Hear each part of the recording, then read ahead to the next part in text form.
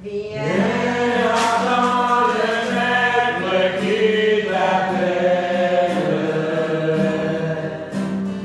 Qui joyeux veut travailler pour moi. Au salut des âmes immortelles. Annonçant Jésus mort sur la croix. Parle-moi, parle-moi, et je te répondrai avec toi. Parle-moi, parle-moi, et je te répondrai, envoie-moi. Sur le 2.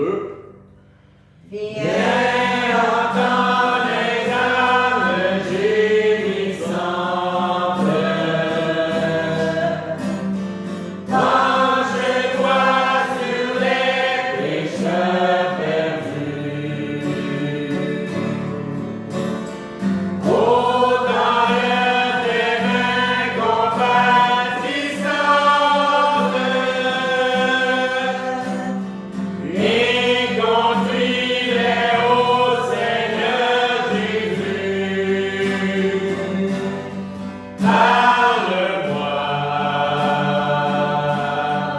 parle-moi, et je te répondrai avec joie. Parle-moi,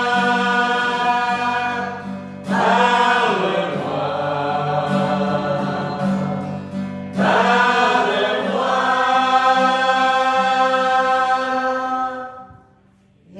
et je te répondrai, envoie-moi. Sur le 3. Quand viendra le jour des récompenses, nous paraîtrons devant le Seigneur.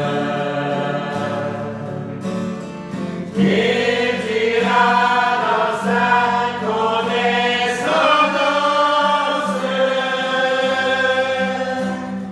oui, c'est bien fidèle serviteur. Parle-moi, parle-moi,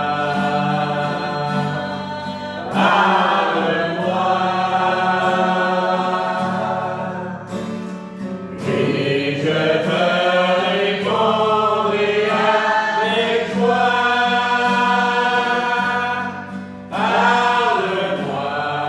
Parle-moi, parle-moi,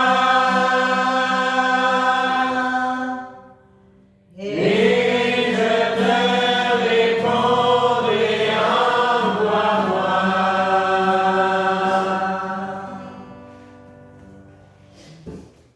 Amen. Gloire à Dieu pour votre présence. Ce matin, j'aimerais vous demander de prier pour deux églises que je connais, qui sont pas mal dans le même coin, c'est-à-dire l'église de Saucier et l'église de McHenry. Ils ont beaucoup de cas de COVID-19. Et même le pasteur de McHenry, il ne sait pas s'il va s'en sortir. C'est un pasteur qui est quand même assez vieux. Et je reçois des nouvelles de temps en autre, comme quoi qu'il est encore à l'hôpital. Puis, il y en a beaucoup. Ils sont dans le même coin.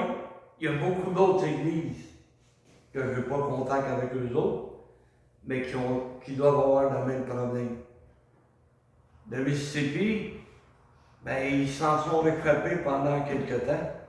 mais c'est en train de les rattraper.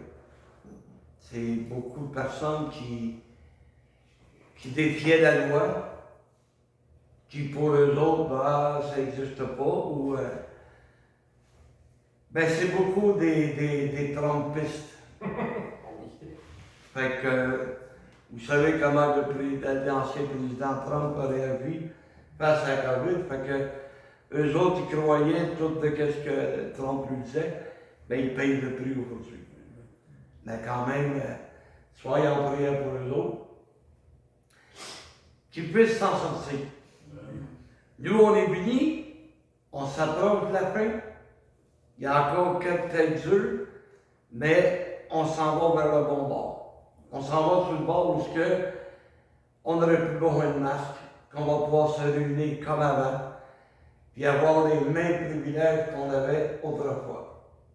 C'est sûr que là, les privilèges, bon, la santé publique, le ministre, un peu tout le monde, ils nous ont mis des restrictions, mais on a essayé de les respecter, puis on va continuer à les respecter jusqu'à la fin.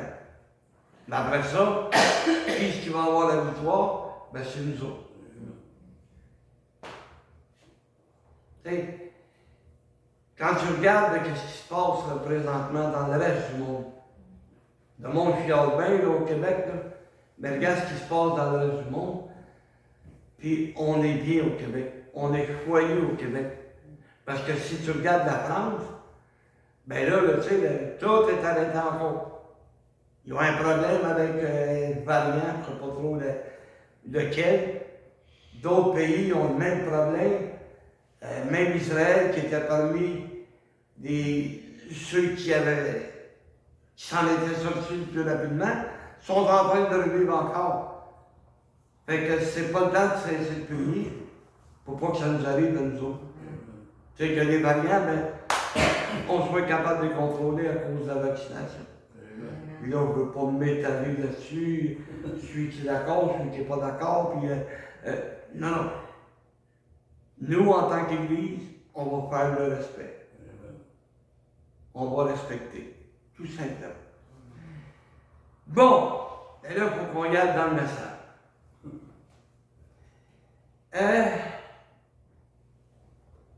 Vous vous souvenez sûrement, lorsque nous allions à l'école,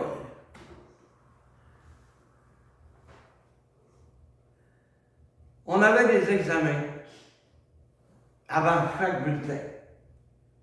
Et à la fin de l'année, on avait un examen qui venait du ministère, qui allait déterminer si on avait tout compris l'enseignement qu'on avait reçu, ou si on redoublait d'année.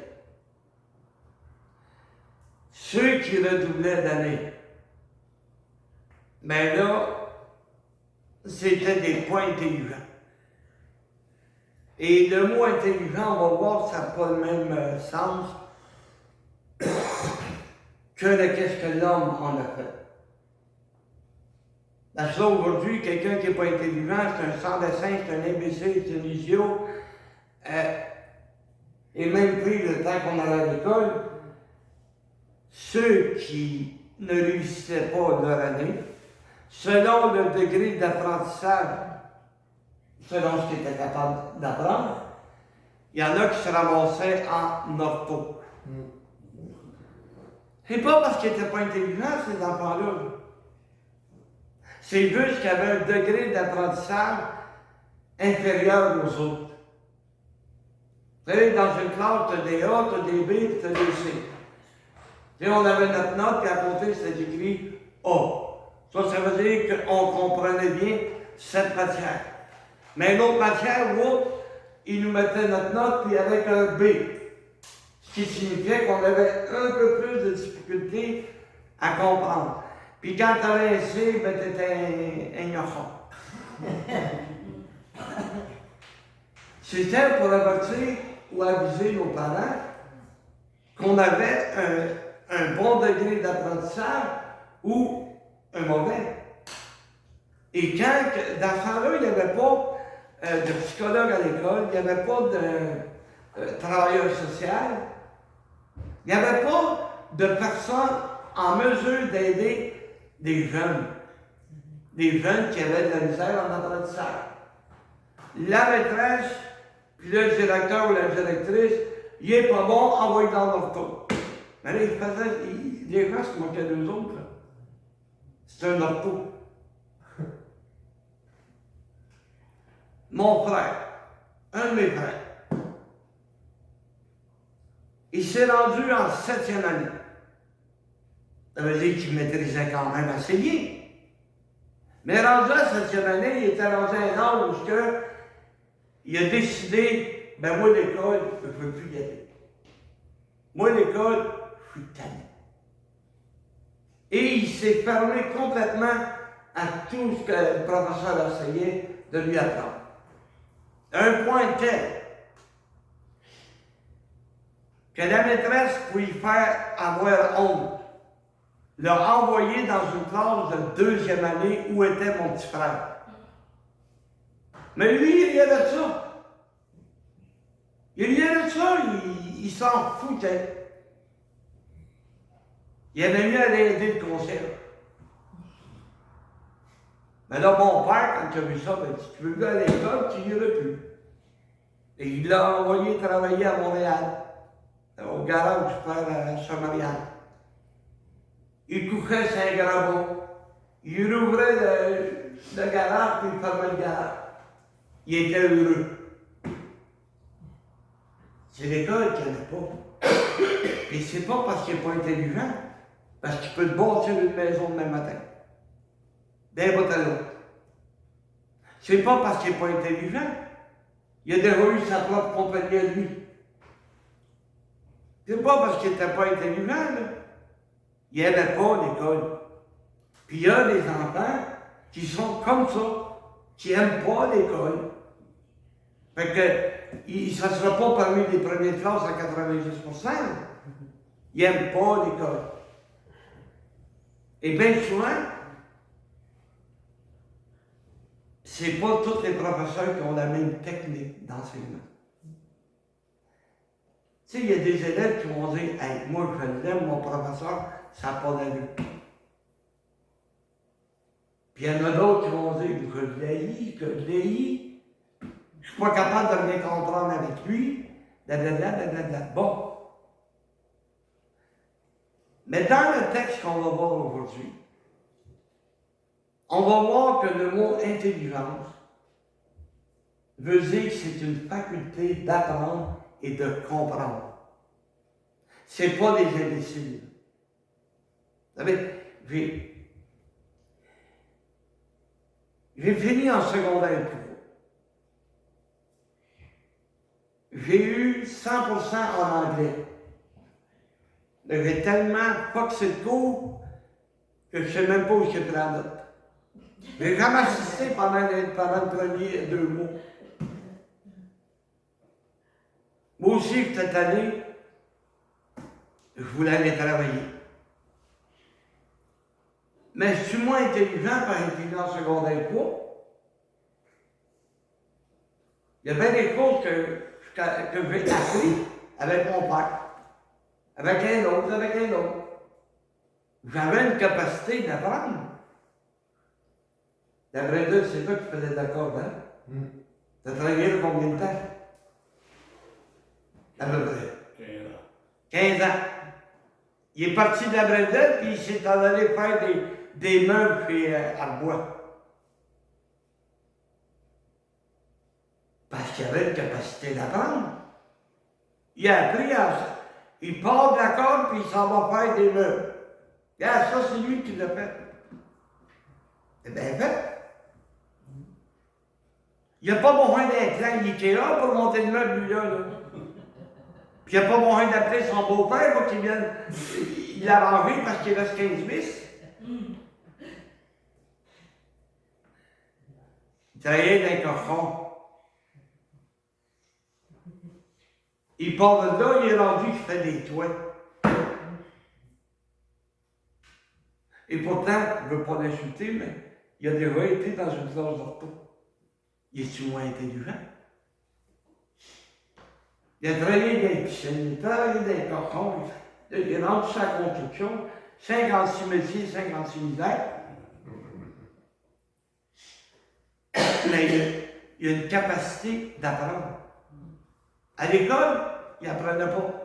Mais là, il apprend avec la vie. À l'école de vie, c'est mieux. Demande à Pierrot de te monter n'importe quoi. Un poulailler, une maison en prairie, une barouette, monte n'importe quoi, il va te le monter. Il y a une capacité d'apprendre, il y a une certaine habileté. C'est ça qui fait la différence. Nous avons une habileté, puis on est capable de comprendre, même si on n'a pas fini l'université, puis on n'est pas des nanéniales. Hein? Parce que écoute, la plupart des travailleurs, quand tu parles de nanéniales, ils sont frustrés. Parce que l'ananénial, il est censé t'aider que ça aille mieux. Mais quand tu arrives à ton poste de travail, tu dis non, pas de même. Si tu fais ça, ça va me retarder. Si tu fais ça, ça va presser. Mais le nanénial, lui, il dit quoi? C'est moi le nanénial, puis je te dis, fais ça de même. Bon, ça va bien, hein? Mais dans l'évangile de Marc au 7e chapitre, à partir du verset 14, on va voir la capacité de comprendre. La faculté, comme dirait l'écran, la faculté de comprendre et d'apprendre. Ensuite, ayant de nouveau appelé la foule à lui, il lui dit, écoutez-moi tous et comprenez. Il n'a rien hors de l'homme, rien qui entre en lui puisse le souiller, mais ce qui sort de l'homme, c'est ce qui le souille. Continue. Si quelqu'un a des oreilles pour entendre, qu'il entende. Lorsqu'il fut entré dans la maison loin de la foule, ses disciples l'interrogèrent sur cette parabole. Il leur dit, vous aussi, êtes-vous donc sans intelligence? Ne comprenez-vous pas que rien de ce qui est dehors entre dans l'homme ne peut le souiller? Pensez-vous que Jésus voulait insulter ses apôtres, voulait insulter ses disciples en leur disant, êtes-vous sans intelligence? Non, comprenez. C'est ça le mot important, c'est comprenez, apprenez. C'est ça être membre de l'Église. C'est pas parce qu'on n'est pas intelligent, c'est parce qu'on bouge nos oreilles et on ne veut pas comprendre. Il faut apprendre. Il faut comprendre. Romains, vous le savez, toute chose concourt au bien de celui qui aime Dieu. On l'entend, on l'a appris, mais on ne veut pas le comprendre. On ne veut pas l'accepter. Mais comprenez, c'est pour notre bien. Tantôt, on chantait quand viendra le temps des récompenses. Quand ça va être le temps de se présenter face à face avec Dieu pour recevoir nos récompenses. Ou d'être jeté des ténèbres du dehors. Combien de fois qu'on l'a prêché, combien de fois qu'on l'a enseigné, et pourtant, on ne comprend pas encore. On n'y croit plus. Parce que si on y croyait, on fera attention. Et il n'y a rien qui rentre dans l'homme. Peu importe la nourriture que tu vas prendre, on va dire que ça va dans les lieux secrets. Ça se ramasse dans le bol, pas dur, là. Pas ça qui nous souille. Ce qui nous souille, regardez bien, ce qui souille l'homme, car cela n'entre pas dans son cœur, mais dans son ventre, puis s'en va dans les lieux secrets, qui purifient tous les aliments.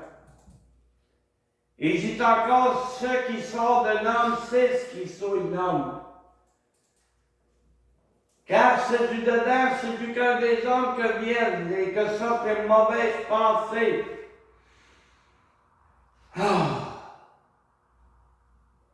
Qui n'a pas eu une mauvaise pensée cette semaine? Bien que cette semaine. Pas de pour le restant de l'année, cette semaine. Combien qu'il y a de gens qui ont eu des mauvaises pensées? S'il continue, mon boss, moi, il a pété un. Oups! Ça, c'est une mauvaise pensée.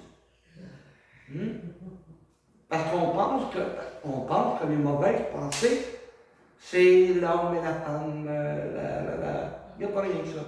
Mauvaise pensée, tu peux en avoir beaucoup. Comme il est écrit dans Corinthiens 13. Soupçonner le mal, c'est parce que tu as des mauvaises pensées. Si tu soupçonnes le mal, c'est des mauvaises pensées. Les adultères, les impudicités. Ben, si on s'étalait sur les adultères, si on s'étalait sur ceux qui sont impudiques, qui s'en fout, on s'en fout de la volonté de Dieu. Moi, je la trouve cute. Puis moi, ben, je veux l'emmener dans ma chambre à coucher. Ben, on a un problème. On appelle ça de l'impudicité. Ça part avec une mauvaise pensée. Oh, qu'elle est belle. Hey! Un matin, j'ai félicité Sœur Rosa. Parce que je trouvais que son ensemble, ça y allait bien. J'ai dit à Sœur Valine qu'elle était belle. Parce que son ensemble va bien. Ah, Sœur Carole aussi. Sœur Marianne, je n'ai pas eu le temps de dire. Bon. Mais j'ai pas eu de mauvaise pensée, là. J'ai simplement dit qu'elles étaient belles.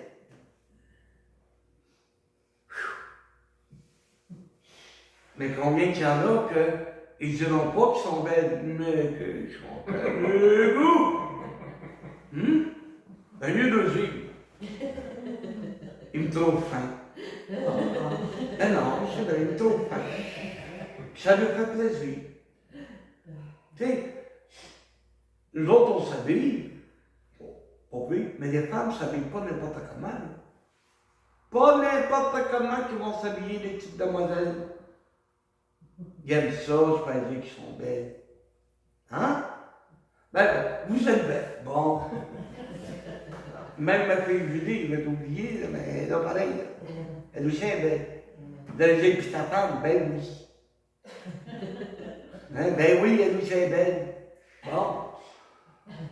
Oh, je te dis. Les meurtres. Non. Non. On est dans la classe, il y a des A, B, il y a beaucoup de C.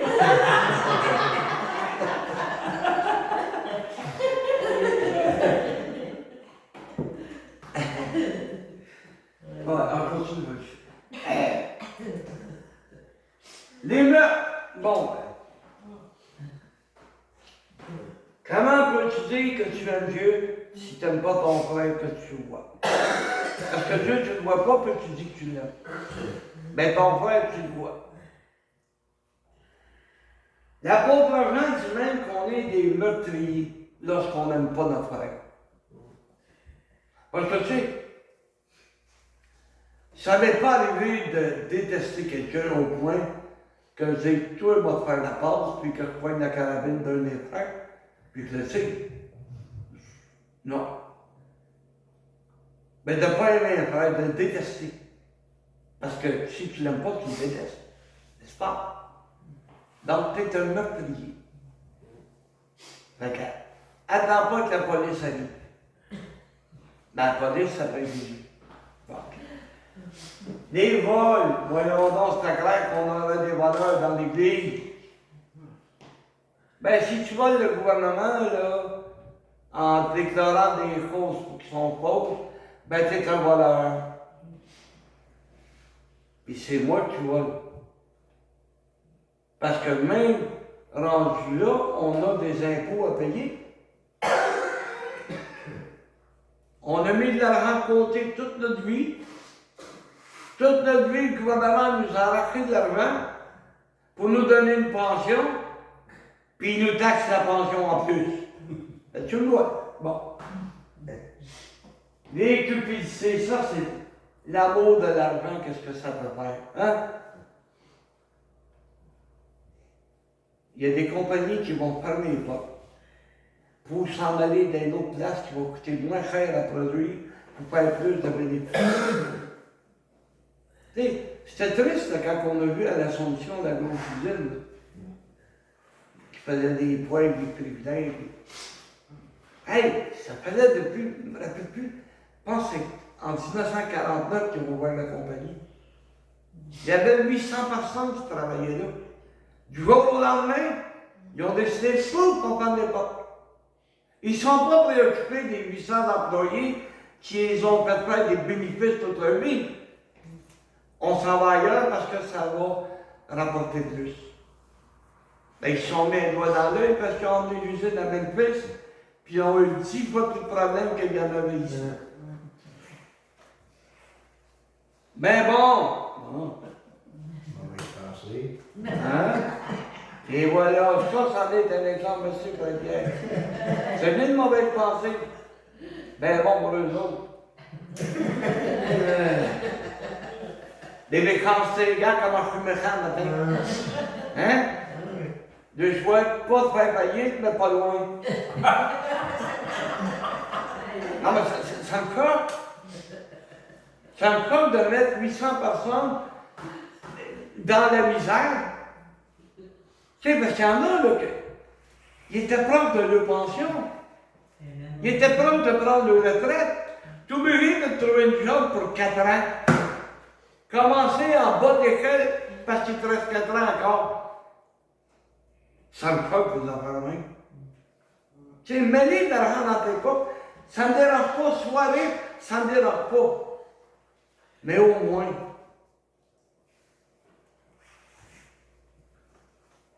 il y a une petite usine de tabac. C'est fermé depuis longtemps. À Saint-Roch.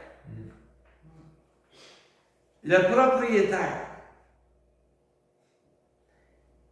ça allait mal. Il a gardé un de ses plus vieux employés, parce que les autres étaient jeunes, ils pouvaient trouver une job. Mais le plus vieux, il l'a gardé pendant 5 ans à travailler. Mais il faisait plus de ménage qu'il travaillait. Il attendait qu'il arrive à sa pension, à sa retraite. Je ne me rappelle pas comment. On l'appelait Tennis. Tennis Lapointe, mais son nom, je pense que c'est Stanislas quelque chose en même. Un vieux monsieur gentil, avec une famille assez grosse, mais il a pu conserver son emploi parce que son employeur avait du cœur. Au lieu de penser aux bénéfices, il pensait à tous les employés qui sont là. Tous les employés qui les font pas peur des bénéfices, qui prennent soin d'eux autres. Mais non. C'est pour ça que je suis méchant.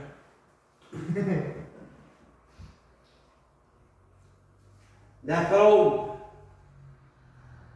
Le dérèglement, la fraude, ben, on vit dans un monde de fraudeurs. Qu'est-ce que tu veux que je te dise? Tu sais, regarde encore les compagnies qui envoient des millions puis des millions dans des paradis fiscaux. Ils fraudent le gouvernement. Mais toi, si tu veux louer 400 piastres, ils vont venir te chercher, puis ils vont te ramasser. Mais les millions qui sont cachés là, des jeux de poterie, puis de moumouk, puis tout ce que tu veux. Hein? Ils sont pas capables. Ben non, parce que les ministres, eux autres même en envoient là-bas. Ils peuvent pas les ramasser, puis hein? Ils peuvent pas faire ça, là. Ils sont obligés de payer eux aussi d'impôts. Le dérèglement, ça c'est ceux qui n'aiment pas les règles. Le regard en Dieu. Oh my God. Les beaux yeux doux. Les beaux yeux doux que tu peux faire à un homme. Puis l'ennui tombe dans les vannes. T'es donc bébé. Ben oui. Et donc bébé, mais ça ne t'appartient pas. Et donc bébé, mais mérite. Jean le Baptiste se passe dans la tête. Pourquoi? Parce qu'il a osé aller dire au roi, il t'est pas permis d'avoir cette femme, c'est la femme de ton frère. Il en a perdu la tête. Ils ont fait couper la tête à cause de ça. Parce qu'ils l'ont mis en prison. Puis après ça, ben, la belle Salomé est venue danser pour le roi. Et la belle Salomé, bon, ben, qu'est-ce que tu veux? Je veux la tête de Jean le Baptiste. Mais là, quand il y a un paquet de monde alentour de peu, puis je dis, m'a donné même la moitié de mon royaume. Le roi Hérode, il a réussi à attendre, ça ne coûte même pas 10 piastres, les coins dans sa table. C'est la vanille. Hein? Pour le seul, il n'y a pas de vanille. La calomnie. Quand les gens se mettent à détester quelqu'un, ils inventent n'importe quoi. N'importe quoi. Pour le calomnier, pour le salir, pour qu'il soit noir comme le poil. On voit ça dans l'église, même toi à l'extérieur. Ouh! L'orgueil, ben là, ça, je l'ai souvent prêché, je l'ai souvent emmené. Il n'y en a pas d'orgueilleux dans l'église.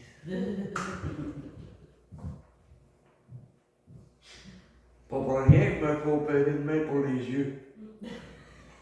Quand tu es rendu à voir qu'il n'y en a pas d'orgueil dans l'église, c'est parce que tu commences à être aveugle.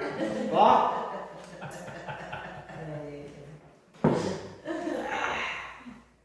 Le mec va être clair. Oh. La folie. Ah! Hey, ça doit venir. Quand on parle de folie, ben, on pense tout de suite aux aliénés, les malades mentales qui sont dans les institutions. Mais les plus fous, c'est vous qui sont dans l'église. Parce que t'as beau de prêcher, de les enseigner, ils ne comprennent pas. Ils ne veulent pas comprendre. Ils ne veulent pas comprendre que tu vas te présenter devant Dieu. Qu'est-ce que tu vas répondre? Hein? C'est de la folie. Tu sais, c'est dans les Ecclésiastes, au chapitre 12, qu'on peut dire de quelle manière que Salomon nous emmène ça. Réjouis-toi dans les jours de ta jeunesse. Fais ce que tu veux. Mais sache que pour tout cela, tu seras appelé en jugement. Qu'est-ce qu'on va répondre à Dieu? Si ma folie m'amène à trouver des sœurs trop belles, puis que je me mette à les cruiser, qu'est-ce qui va m'arriver? Hein? Qu'est-ce que je vais faire avec ça? Qu'est-ce qu'on va répondre à Dieu? Je t'avais donné une femme. Elle était à ton goût. Tu l'as fréquentée pour mieux la connaître. Et tu t'es marié. Qu'est-ce que tu fais avec une autre femme? Qu'est-ce que tu vas répondre à Dieu? Ouais, ben c'est quand ma femme a vieillissait. Elle a commencé à être moins belle. Hein? Ben là, je prends un risque en disant ça parce qu'elle me prend au sérieux. Je fais de l'os. Hein? C'est moi qui vais avoir des bêtises. Parce que quand j'ai connu ma femme, c'était un joli petit pétard. Hein? Elle n'avait pas eu d'enfant, pas rien. Mais elle m'aimait tellement qu'elle m'a donné des enfants. Sachant que ben, sa bedaine deviendrait peut-être un peu plus molle. Mais l'amour qu'elle avait pour moi, l'amour qu'elle a démontré pour moi, c'est plus son corps que je regarde, c'est son cœur. C'est de quelle manière elle peut m'aimer. Parce que je ne sais pas quelle femme ferait la moitié de ce que ma femme fait pour moi, dans mon état. Tu sais, quand on va à l'église et qu'ils nous disent c'est pour le meilleur et pour le pire, et quand ils parlent dans la maladie, est-ce que tu acceptes ça? Vas-tu l'aimer autant dans la maladie? Bien, elle réponse oui. Puis elle prouve. Elle prouve qu'elle y croyait la journée qu'on s'est mariés. Elle est encore plus belle qu'elle était. Tellement belle avec un cœur tellement grand que je n'ose pas regarder les autres femmes. Je les complimente seulement. Je ne suis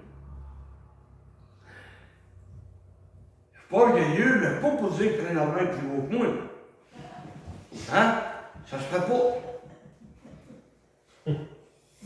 Je suis le plus beau dans ma tête. Je le sais pas dans mon corps, je me regarde dans le miroir.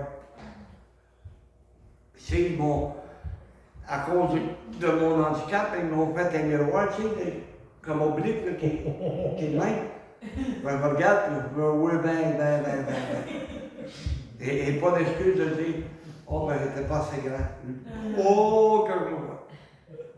Mais dans ma tête, dans mon cœur, je suis beau. J'ai la bonté du Seigneur. Dans mon cœur. Mais l'extérieur, des fois, je me le demande. Parce qu'il n'y avait rien pour attirer le regard, Jésus. S'il n'y avait rien pour attirer le regard, ça veut dire qu'il n'était pas si beau que ça. Hein? Parce que quand tu regardes ses crucifixes, il est si beau, il est un peu. Belle barbe, tu sais, le style des pieds avec les cheveux un peu longs, une goutte ou deux de sang qui tombe de là. Hein? Il est beau, mais en réalité, c'est pas ça, pas en tout l'image de Jésus. Ceux qui ont vu le film de Mel Gibson, je ne me rappelle plus. C'est quoi, là? La passion. La passion, ça a l'air qu'il est magané. Il est magané.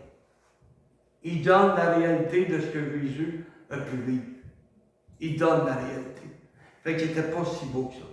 Il n'avait rien pour attirer le regard. Mais quand tu connaissais son cœur, Cassin qui était beau. Cassin qui aurait dû être l'homme le plus merveilleux que la terre a jamais connu.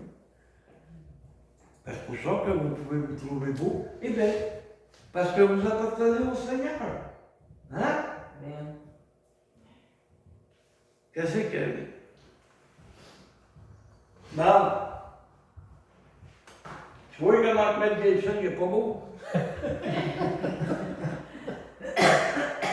Non, mais voyez les souffrances qu'il a eues parce qu'il nous aimait.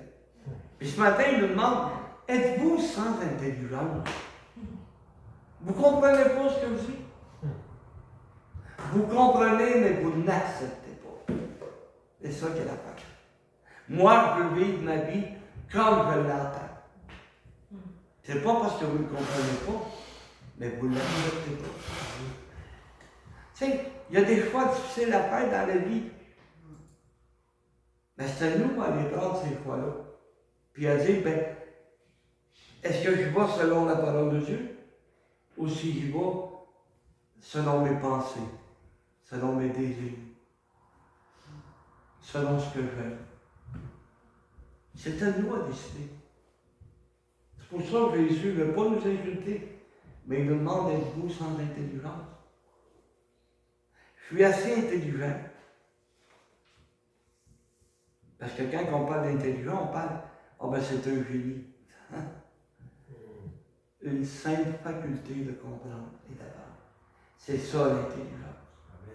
Alors, soyons intelligents. Oui. Comment est-ce qu'on peut regarder un enfant puis dire, ben, il est donc bien intelligent? Parce qu'il apprend vite. Il apprend vite. On dit qu'il est donc bien intelligent. Parce qu'il apprend. Excusez-moi. Il y a des enfants, tu veux les mettre sur le petit pot.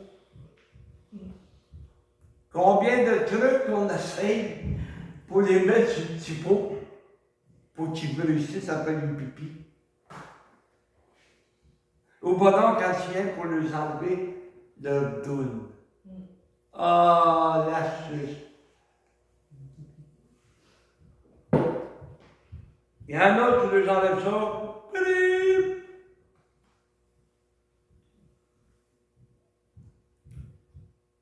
Saviez-vous, peut-être que vous ne le saviez pas, mais vous allez le savoir aujourd'hui.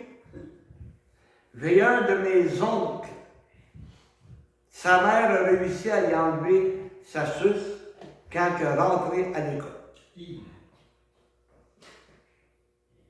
Ça veut dire que c'est au moins 5 ans. Puis à l'époque, il n'avait pas de maternelle, ça veut dire que c'était 6 ans que sa mère a réussi à lui enlever. Je dis, il y a des enfants, je ne parle même pas un an de pauvres qui n'en ont plus besoin.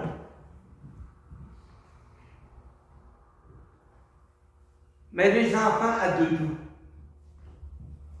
Ça, c'est Dieu. Je ne sais pas où est-ce qu'ils prennent ça. Où c'est que ça partit. Mais ils ont une doudou préférée. Elle a tellement été lavée qu'elle est toute en train de s'écoudre. Mais le coin, il est encore bon. Elle a réussi à faire du bon l'enfant. L'enfant a réussi. Oh, j'ai ma doudou. Hein? C'est rendu aussi dur que le suce enlevé. Hein?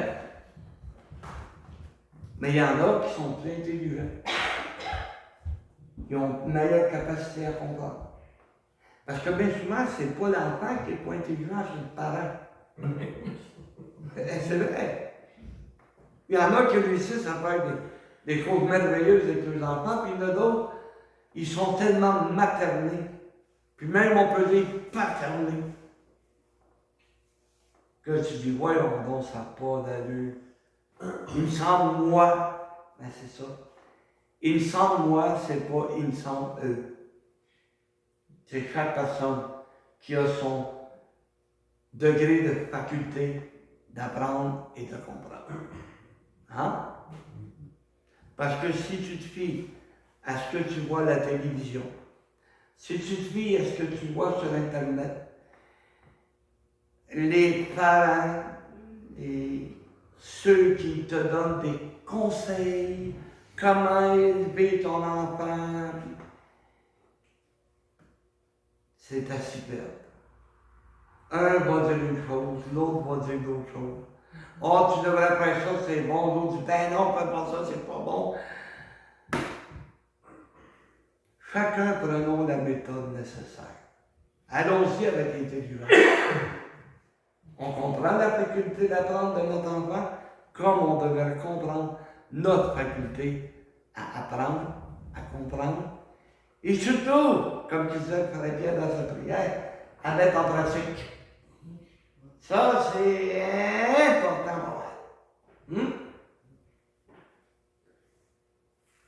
Je n'ai pas emmené la moitié de ce que j'avais écrit, mais je pense que c'est suffisant pour comprendre le message. Amen. Que Dieu nous bénisse. Comme Jésus, je ne veux pas vous insulter. Au début, on comptait le 295. Ben, tu es intelligent, je ne sais plus. 2,95, c'est quoi que je vais aller? Ben oui. Sur le 1.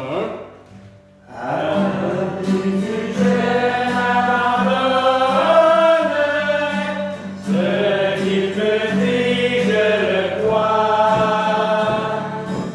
Et je pense qu'il me donne la couronne avec la croix.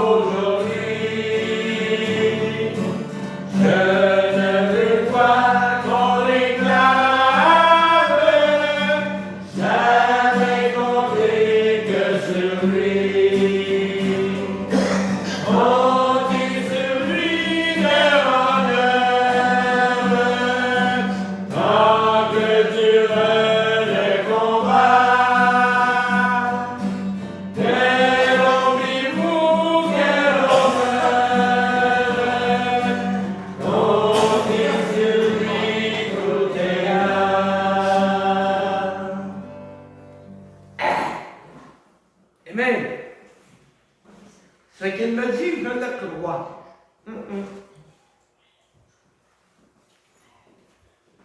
C'est vrai qu'on peut compter sur Jésus dans Amen. D'une minute en minute. De seconde à seconde, on peut compter sur